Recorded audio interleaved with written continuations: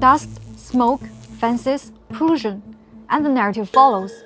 China has a tight grip. China's dominance in rare earths is setting off environmental alarms. Rare earths have become a key factor in current China-US trade tensions. Every time geopolitical tensions rise, some Western outlets like the BBC return to the old storyline of how China is bad, while their latest video reports cast rare earth mining in China as an unchecked environmental disaster.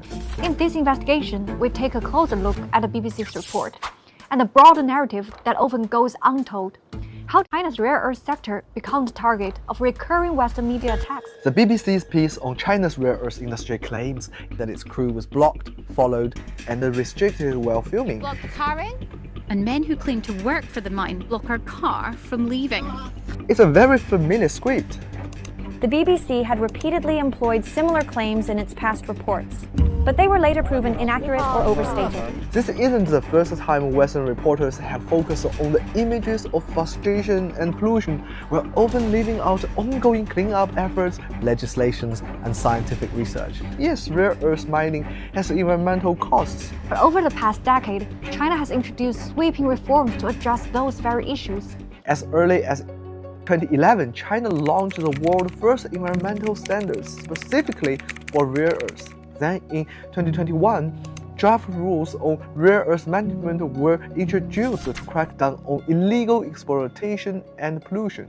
By 2024, the rare earth management regulation became law, Increasing penalties for violating energy-saving and clean production rules. At Bayan Obo, a mix of native trees and microbial soil fixes has pushed plant germination to 90%, a rate above international standards and a clear sign of real environmental recovery. After years of pollution, local officials used wetland and the sealing system to reduce ammonia in the water. With stronger government supervision and cleanup efforts, more than 95% of the mining area in Ganzhou is now covered with plants.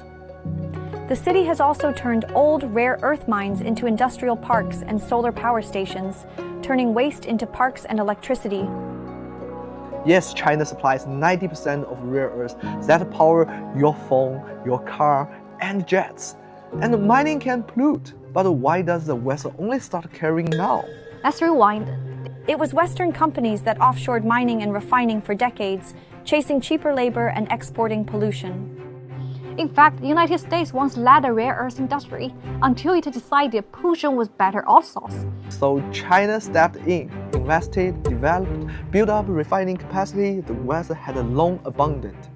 No one wants toxic waste in their backyard. So the unspoken expectation is let China bear the cost. Now China is criticized for supplying too much and also for restricting exports. Under the comments section of the BBC report, netizens have pointed out the BBC's hypocrisy. Thanks BBC for telling the world how polluting rare earths are. Now the world will understand China's export controls are an act of global environmental responsibility. Rare earths are not rare. What's rare is a country willing to mine them, minimize environmental impact, make cleaning efforts, but only to be smeared.